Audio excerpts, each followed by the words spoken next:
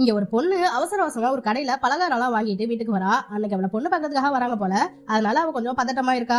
அவளுக்கு இதுக்கு முன்னாடி சாரி எல்லாம் கட்டி கூட பழக்கம் கிடையாது. அதனால அவங்க அம்மா தான் கட்டி விட்டுட்டு இருப்பாங்க. இப்போ மாப்பிள்ளை வீட்டுல இருந்து வந்துடுறாங்க. அங்க ஒரு கேலண்டர்ல எக்ஸாம்னு ஒரு டேட் மார்க் பண்ணிருக்கிறத மாப்பிளையும் பாக்குறாரு. இப்ப ஐயர் நாள் குறிக்கும் போது எக்ஸாமுக்கு முன்னாடியே கல்யாண டேட்டை பிக்ஸ் பண்ணிட இதுல அந்த பொண்ணு பயத்துல சாமி கும்பிட ஆரம்பிக்கிறா. இதை நோட் பண்ண மாப்பிளையும் அவங்க 2 பேரும் தனியா பேசும்போது, கல்யாணம் முடிஞ்சு 4 நாள்ல உனக்கு எக்ஸாம் வருதுல, அதை நீ கண்டிப்பா எழுதணும்னு சொல்ல அப்பதான் அவளுக்கு கொஞ்சம் நிம்மதியாவே இருக்கு. இப்ப கல்யாணமும் முடிஞ்சு மாப்பிள்ளை வீட்டுக்கு போனா மாமியார் கொஞ்சம் ராட்சசி போல. போனதுமே அவளோட நகைகள் எல்லாம் கழட்டி என்கிட்ட கொடுத்துருன்னு சொல்லிட்டு அவளோட திங்ஸ் எல்லாம் ஓபன் பண்ணி பாத்துட்டு இருக்காங்க.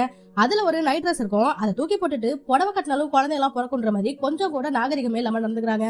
இப்போ அந்த துணியை வச்சு அவ டேபிள கிளீன் பண்றதை பார்த்த ஹஸ்பண்டும் என்ன நடந்திருக்கும்னு புரிஞ்சுக்கிறான். இருந்தாலும் அமைதியா தான் இருக்கான். அந்த மாமியார் இவளோட எக்ஸாம் டேட் அன்னைக்கு அவங்களோட ரிலேட்டிவ் வீட்டுக்கு போகணும்னு பிளான் பண்ண அவ ஹஸ்பண்டும் இல்ல அன்னைக்கு எனக்கு ஒரு முக்கியமான மீட்டிங் இருக்குன்ட்டு அந்த பிளானை கேன்சல் பண்ண வச்சிடறான். அவளுக்கு ரொம்பவே சப்போர்ட்டிவா தான் இருக்கான். அன்னைக்கு அவன் ஆபீஸ் போனதுக்கு அப்புறம் மதியம் நியூஸ்ல அவன் ஒர்க் பண்ற ஆபீஸ்ல பாம் பிளாஸ்ட் ஆயிடுச்சுட்டு நியூஸோட அதை பார்த்து எல்லாரும் பதறி போறாங்க. சொந்தக்காரங்களா வீட்டுக்கே வந்துட்டாங்க. அப்ப கூட அந்த மாமியார் எல்லாம் இவ வந்த நேரம் தான் அவளை எல்லாரும் முன்னாடியும் கரிச்சு கொட்டிட்டு இருக்காங்க. அப்ப மறுநாள் காலையில எல்லாருக்கும் முன்னாடியும் ஏந்திரிச்சு ஒரு லெட்டரை வச்சுட்டு ஒரு ஆட்டோ ஏறி போறா. கோச்சுக்கிட்டு அம்மா வீட்டுக்கு தான் போறான்னு பார்த்தா எக்ஸாம் சென்டர்ல எக்ஸாம் எழுதிட்டு இருக்கா. அதை முடிச்சுட்டு புருஷனுக்கு என்னாச்சு, இவ போனதுக்கு மாமியார் என்ன சொல்ல போறாங்க பல யோசனைகளோட வீட்டுக்கு வர அப்ப அவளோட புருஷன் வாய்ஸ் கேக்குது.